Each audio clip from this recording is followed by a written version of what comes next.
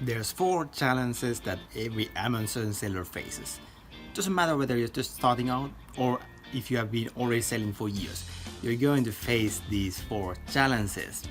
In this video, I'm going to go through these 4 challenges and how to handle this. Make sure to subscribe to the channel.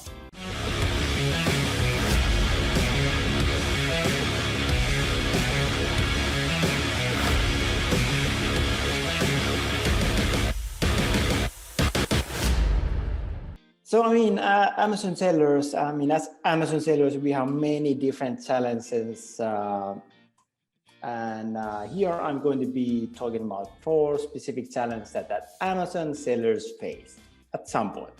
It doesn't really matter whether you're just a beginner or if you are maybe like doing this already for years and you're an established seller. You're going to be facing these challenges. And these are pretty, it's not really like one-time challenge either. It's something that, okay, we will face this one challenge at this time, and then eventually you might face it again because things change, your business changes, your business grows, and just basically one thing is constant, and that's pretty much change.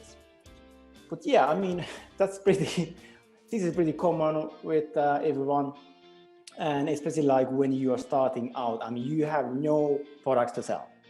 And when you're established, you already have a business running, then, okay, you have no new products to sell and you want to, launch new products, but you're basically not really sure what to launch. So, and the thing is that, growth typically requires launching new products. And of course, there's many businesses that are basically relying on just one product. But typically, the more you want to grow, eventually you are going to be going to have to launch like new products. And all products usually follow the product life cycle, which means that eventually the market is going to saturate and basically the sales are going to be going down unless there's some changes in the product itself, like a new version or so. But yeah, this means that this challenge might be that, okay, I just cannot find good enough product opportunities. Or that, I simply do not have any ideas for products. So I'm trying to find a product that really matches my criteria for launching new products. And I'm not able to find this from Amazon. So who has experienced this? Who has had this challenge at any point of time? I do. Yes. So typically, the solution will be that, or actually the challenge is that, it's not something like crystal clear thing because, the decision product success does not rely only on information that you are going to be gathering before the launch. So all pre-launch activities, whatever you do, it does not guarantee success because only the market truly shows whether something will work out or not. So this means that testing ideas in the market doesn't, you basically need to test ideas in the market, and it doesn't necessarily require that much funds. And when you do it in like controlled manner. And one key thing is as well like common problem. We have done it ourselves, and I see many sellers do it as well. They are basically launching many different products in many different categories, and typically, there's always exceptions, but most commonly it's a mistake because it's usually much more powerful like when you go deep with one brand, you go deep with one category. And this is when we are talking about selling on Amazon, because typically you're going to be establishing, your account is also going to be established some strength in this specific category. And so the key thing is that, that there is no such thing as a perfect product, and basically you just need to launch it to the market and see that, okay, is this something the market is actually willing to pay for? And there's actually many areas how to find growth. So it's not only about, you don't necessarily need to stick to one model like private label where you have your own brand or anything. I mean, one area to grow and try out new things is to actually sell other companies' products, meaning that you would do some kind of like wholesale model. And then it's possible to also find like new areas for existing products. But yeah, and then second challenge, what is really typical is having this like complete chaos. So what does that mean? Well, I mean, this is really typical in the beginning or at times of big change, like times when there's a lot of uncertainty, or at times when you're experiencing these high growth periods. So this means that, I mean, there's no routines or processes, and you basically constantly need to reinvent the wheel, meaning that it's something that you haven't done before, and you basically you're just trying to figure out everything by yourself.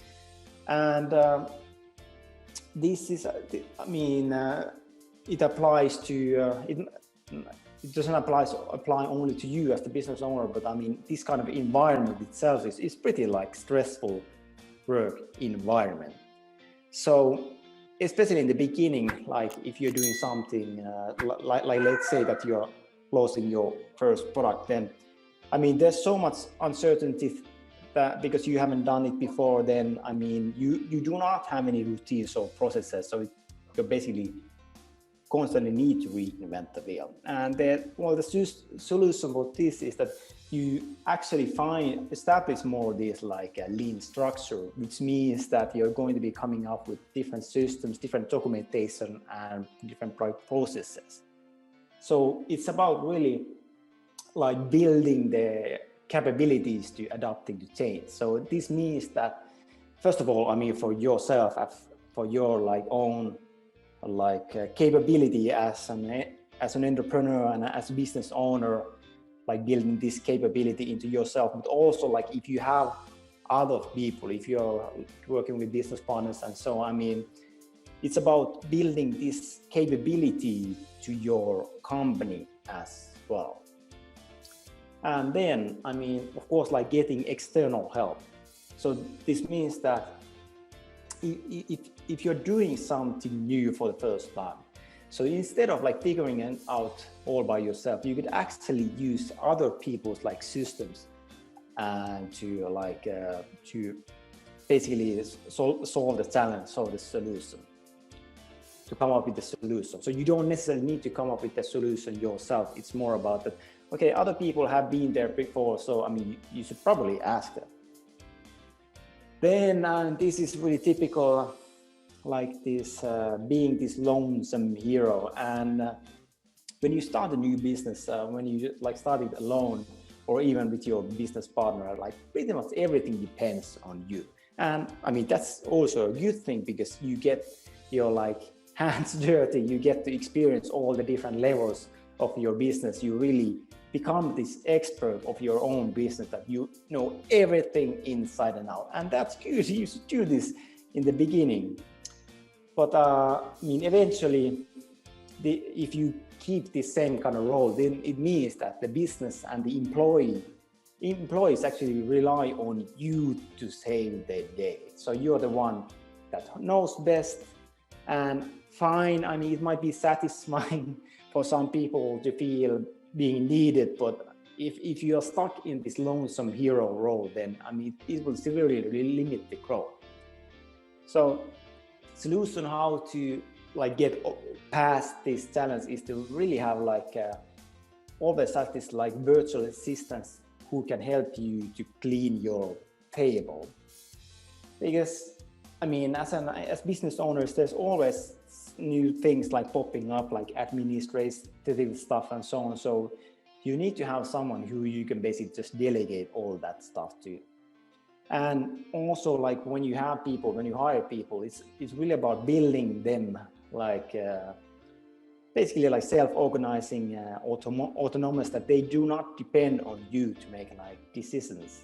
And this is also about, like, let's say that if you have only one person, if you have only an BA, it's about setting these expectations for the employee behavior and their capabilities, that they don't bother you with every single, they don't give you the responsibility of their own job. Instead, like, they should be the ones who actually take the responsibility, so you can give actually load off your shoulders to them.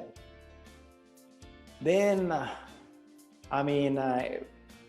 most sellers have been here, meaning that, so the challenge number 4 is that going from deposit to deposit. So this means that you're basically going from one Amazon deposit to another.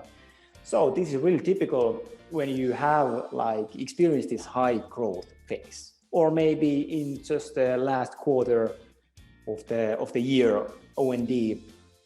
Especially if you have some seasonal products, then you might actually see like 10x growth in that period. So you're going to be like you're going to be needing to invest large amounts of funds into your inventory.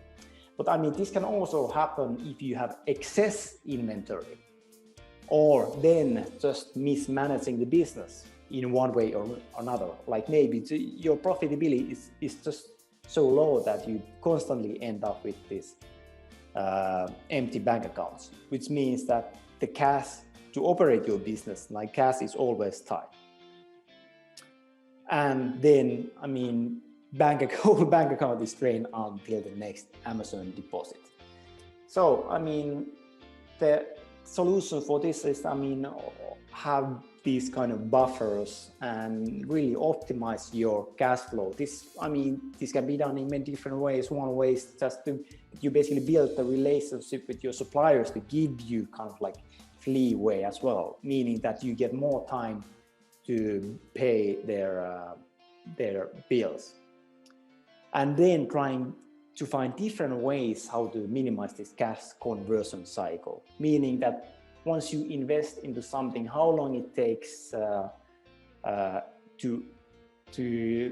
long does it take that investment to come back to your bank account?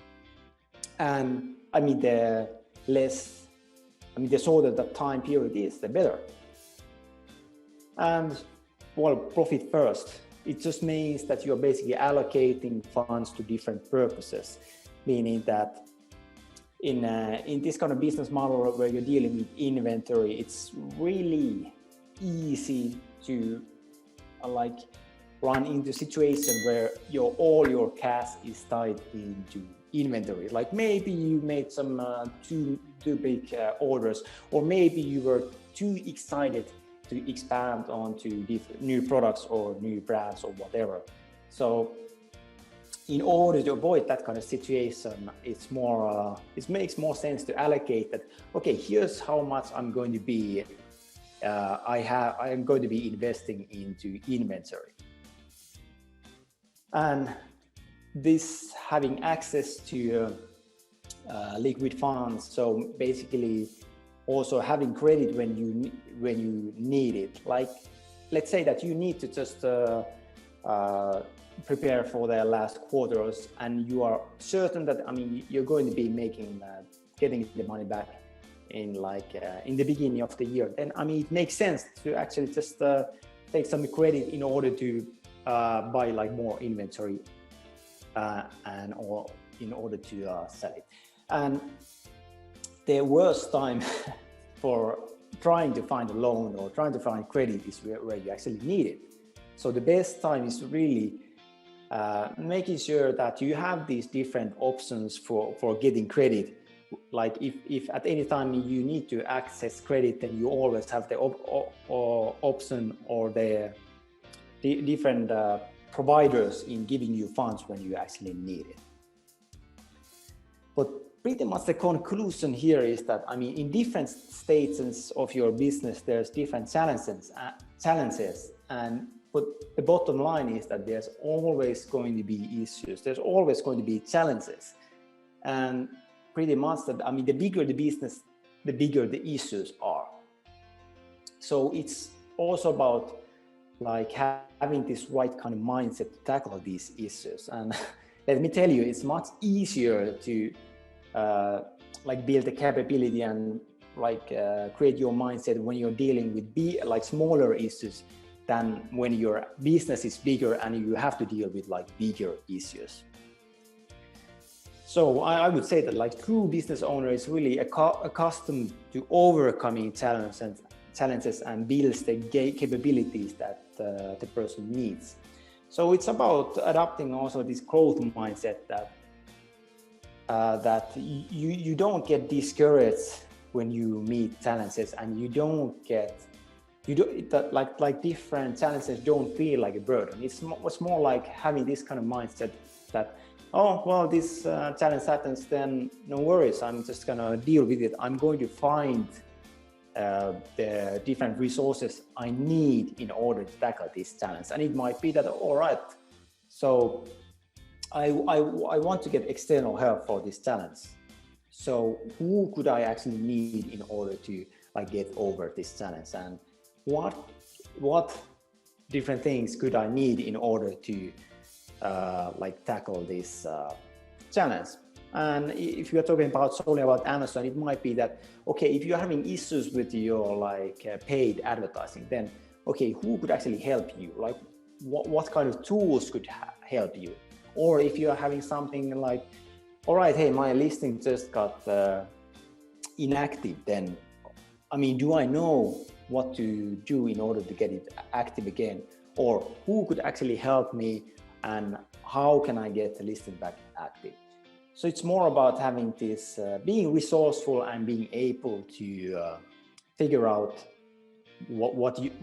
first of all, what you actually need in order to tackle that challenge, and secondly, just basically reaching out and getting those resources that you need. So that this is basically I would say that like the daily life of an entrepreneur, that it's just about tackling different challenges daily. So I would say like it's a lot about the mindset and building yourself the capabilities that you need. Make sense? Do you agree or disagree? Let me know your thoughts. And hit the thumbs up if you like this video. And make sure to subscribe to the channel if you want to learn more about selling on Amazon.